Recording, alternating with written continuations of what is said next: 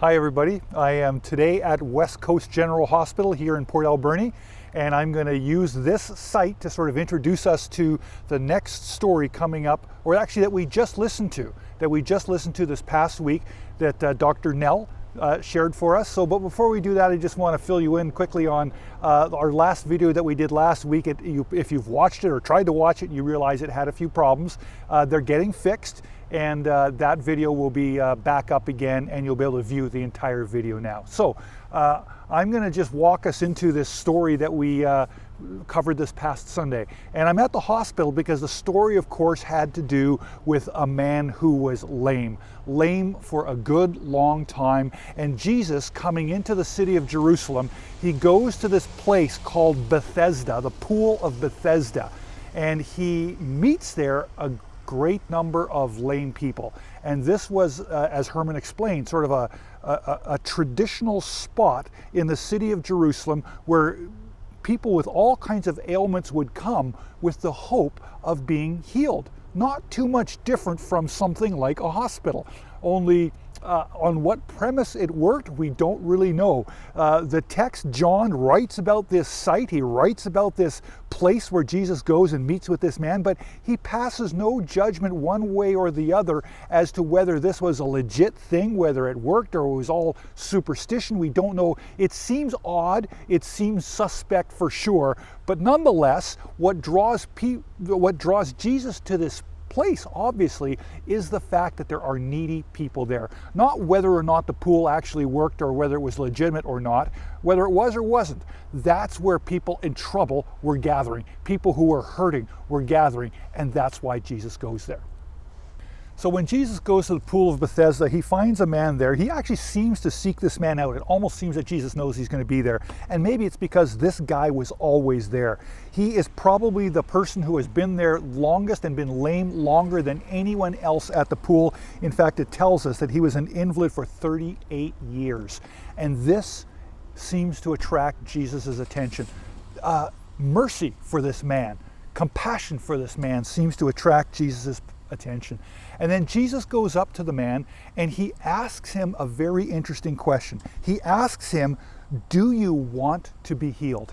That's the question. He asks of a lame man hanging out at a mystical pool that is supposed to heal you. He asks him, do you want to be better? Do you want to be healed?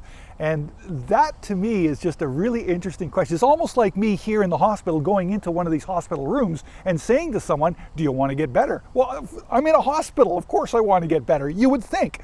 So it's an odd question at first glance, but if we consider it a little bit longer, maybe it's not such an odd question.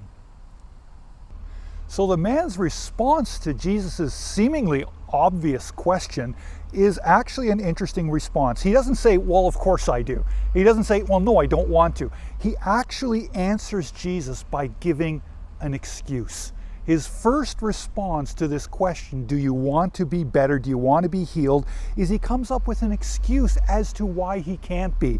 And his excuse is, he says, well, sir, I have no one to put me into the pool when the water is stirred. And while I'm trying to get there, someone else gets in before me. And of course, the legend was that an angel would come and stir the water, and when the water was stirred, the first person into the water would be healed. And his excuse is, I can never make it. So it's almost like instead of coming up with an answer, he comes up with an excuse as to why he can't be healed. So for me, even in my own life, this whole scene, it begs the question for me, where do I need healing? Where do I need to be repaired in some way? Where am I hurting? Where am I struggling? And it's almost like in this story, Jesus comes to me as well and says, Roger, do you want to be better? And you know what? Often I realize, too often, my response also is, oh, well, you know, I've got these reasons, Lord, why I can't be better. I've got these things that I blame my ailment on, my problems on, my struggles on. I have a great deal of trouble controlling my anger sometimes, and here's all the reasons why. And Jesus is saying to me, he's not saying, look, I didn't ask you for the reasons why. Do you want to? Do you really want to? Don't tell me why you haven't been able to. Do you want to? And Jesus, of course, is offering that he would do it for this man. And you know what, I realized that we also can all become kind of accustomed to, and even oddly enough, comfortable in, even our disabilities. They can become sources of odd security for us. I think of this man lame for 38 years. He probably was a professional beggar at this point in time. And you know, the Jews being required to give alms to a beggar, probably many of the people of the city of Jerusalem had chosen him, you know, this long-term sick guy to give their alms to. And he probably had a reasonably comfortable income. He probably had one of the better begging spots in town. He had seniority after all, and he found some level of comfort in his dysfunction. Now, doesn't that sound a little bit familiar? That we can find these levels of dysfunction, even comfort within our dysfunction. We get used to it. We become accustomed to it. We start to lean on these things as reasons why we can't excel to the rate that might be expected of us, or whatever it is. We just maybe even feel stuck and lost, and as though this is where we have to be now. We don't really deserve to get out of this.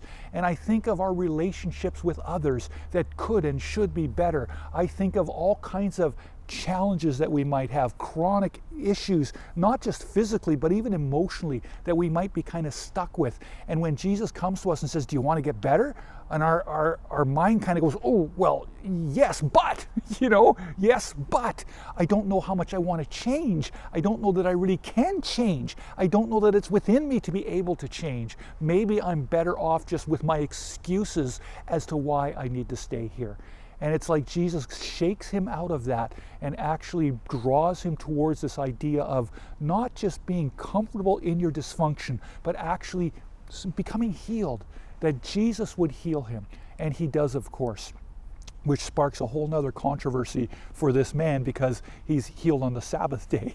And there's certain Jews that don't like the fact that this kind of work of healing is happening on a Sabbath day. But that's sort of the next part of the story that we're going to start to step into next week. But for this week, I was really struck by that idea of, do you want to be better?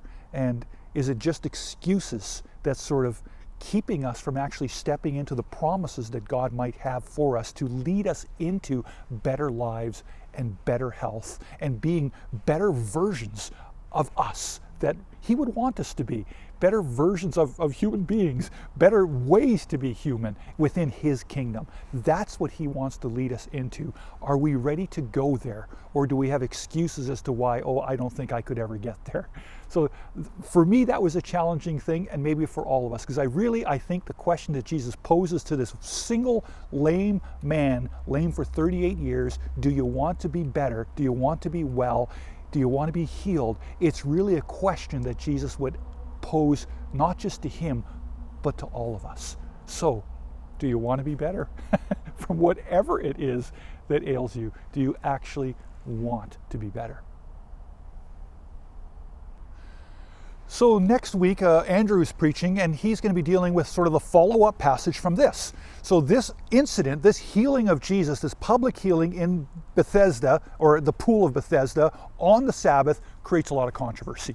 A lot of controversy, and Jesus, we have seen through these first several chapters of the Gospel of John, his popularity is rising, his persona is rising, but also the amount of conflict is beginning to rise too. And now people are taking more and more note of him, and the powers that be, the people who hold authority, who hold power, who have been sort of the populist leaders, particularly the religious leaders of his day, are starting to see him as more and more of a threat.